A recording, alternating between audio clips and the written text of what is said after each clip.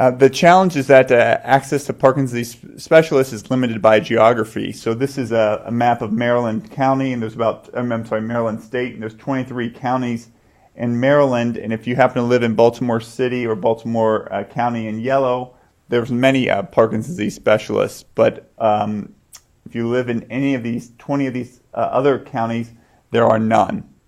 In upstate New York, where Dr. Bigland practices, this is about a 150 to 200 mile diameter oval, and in there's not a single Parkinson's disease specialist, but there's 30 nursing homes, many of whom have individuals with Parkinson's disease. So the question is how can you reach out to these individuals to provide care? In the United States, less than 60% of Medicare beneficiaries actually see a neurologist. So more than 40% of Medicare beneficiaries, so people who have health insurance in the United States who have Parkinson's disease, do not see a neurologist. But even on the East Coast, you can see many areas of the nation where 25% of the population does not see a neurologist for their care. If you look outside the United States, it's an even scarier story. In Bolivia, when they've gone door to door and identified people with Parkinson's disease, not a single one had seen a neurologist, or not a neurologist, never been seen a physician for their condition, even though Parkinson's disease is an eminently treatable condition. In China, there are about 2 million people with Parkinson's disease right now. There's only about 50 Parkinson's disease specialists. So one specialist for every city of everyone with Parkinson's disease. Those individuals who see a neurologist fare better than those who don't. This is data from the U.S. and Medicare data. And it shows that individuals who are treated by a neurologist are 14% less likely to have a hip fracture, 21% less likely to be placed in a skilled nursing home facility, and 22% less likely to die. So a huge unmet need here in the United States where resources are rich. If you look at individuals who see a Parkinson's disease specialist, highly specialized neurologists, they're 3 times more likely to be satisfied with their care.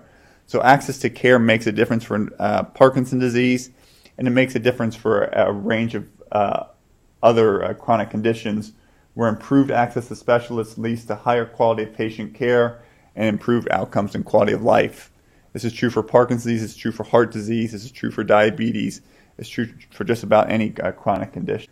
This is a low-tech version of what a telemedicine visit looks like. How have you been doing? Oh, a little better than I thought I would be. Good.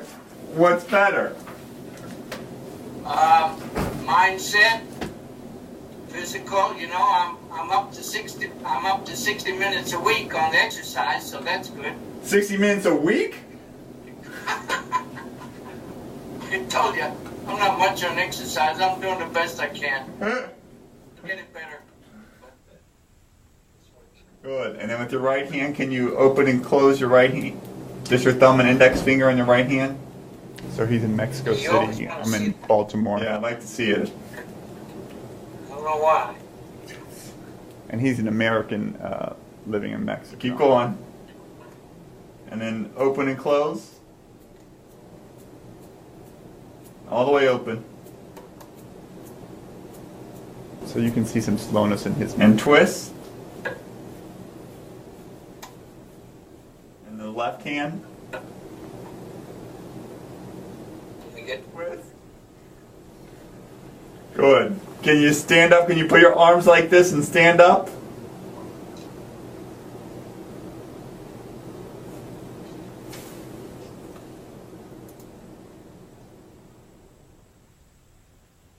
Ideally, you'd like to have a little more space behind him that you can walk and assess his walking, but you still get a sense, you also get additional sense of his social history. It scares me that I feel better than I did before.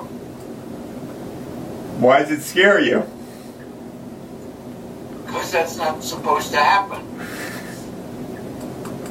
You're supposed, as I understand the way this works, is that you get worse and worse and worse. Well, the disease progresses over time, but we try to make you function at the highest level as possible.